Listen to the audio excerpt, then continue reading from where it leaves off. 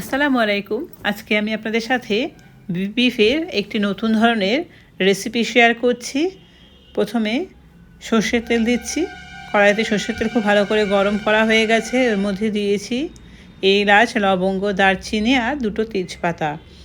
খুব ভালো করে আমি এটা গরম করে নিয়েছি।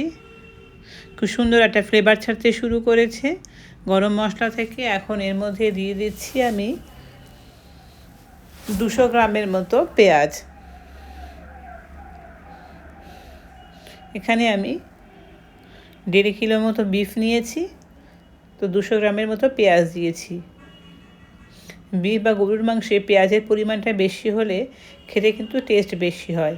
পেঁয়াজটা গোল্ডেন ব্রাউন হতে শুরু হয়েছিল, ওই সময় দিয়ে দিলাম এর মধ্যে আদা এবং রসুন বাটা। গরুর মাংসে আদা এবং রসুনের পরিমাণটা সমান হলে টেস্টটা সবথেকে ভালো হয়।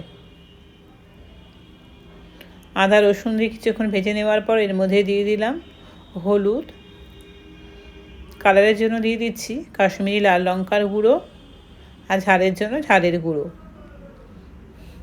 আর দিয়ে দিচ্ছি ধনের গুঁড়ো। এখন গুঁড়ো মশলাগুলো খুব ভালো করে কষিয়ে নেব বাটা মশলার সঙ্গে। মশলা কষানো যত পারফেক্ট হবে মাংস কিন্তু ঠিক ততটাই টেস্টি হবে। তো খুব ভালো করে আমি মশলাটা কষিয়ে নিয়েছি। এখন একটু পানি দিলাম, দিয়ে মশলাটা আরও ভালো করে কষিয়ে নেব।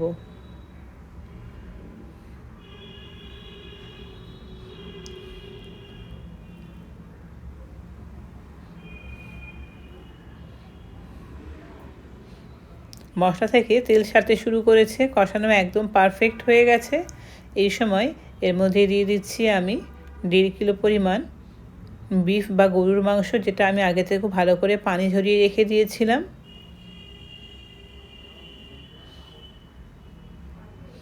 এখন খুব ভালো করে মশলার সঙ্গে আমি মাংসটা মিক্স করে নেব।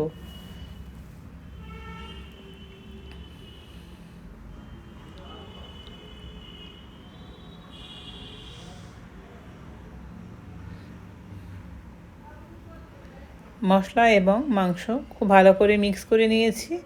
এখন দিয়ে দিচ্ছি আমি স্বাদ মতো লবণ। লবণটা দিয়ে মাংসটা খুব ভালো করে এখন নেড়ে ছেড়ে নেব একবার।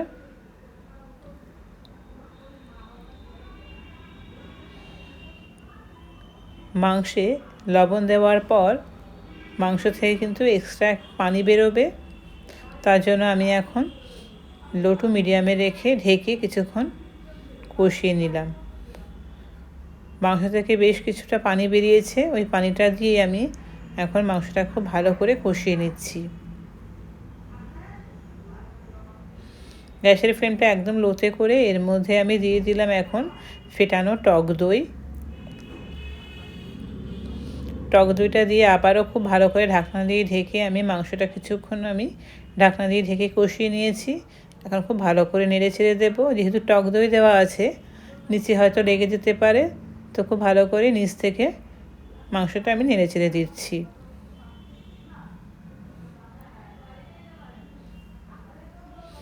মাংস কষানো একদম পারফেক্ট হয়েছে, মাংস থেকে কিন্তু তেল ছাড়তে শুরু করেছে। এখন আমি দিয়ে দেব মাংস সিদ্ধ করার জন্য পানি। এখানে আমি গরম পানি ব্যবহার করছি। গরম পানি ব্যবহার করলে টেস্টটা ঠিকঠাক হয়।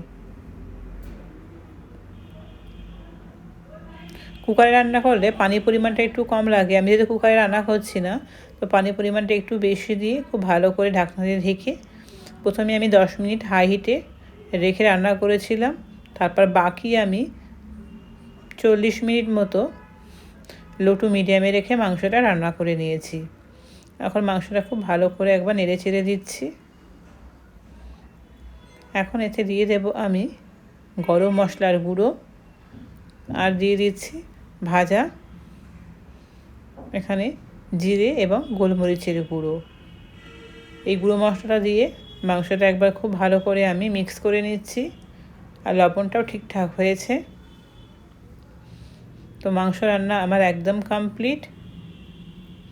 এখন সবশেষে দিয়ে দেব ওপর থেকে কাঁচা লঙ্কা চেরা এবং ধনে পাতা দিয়ে আমি ঢাকনা ঢেকে দিয়ে 2 মিনিট মতো হাই ফ্লেমে এটা রান্না করার পর গ্যাসের ফ্লেমটা অফ করে দিয়ে তারপর মোটামুটি 10 থেকে 15 মিনিট পর ঢাকনাটা খুলে আপনাদের সাথে আমি রেসিপিটা দেখাচ্ছি শেষের লুকটা ঠিক কেমন হয়েছে।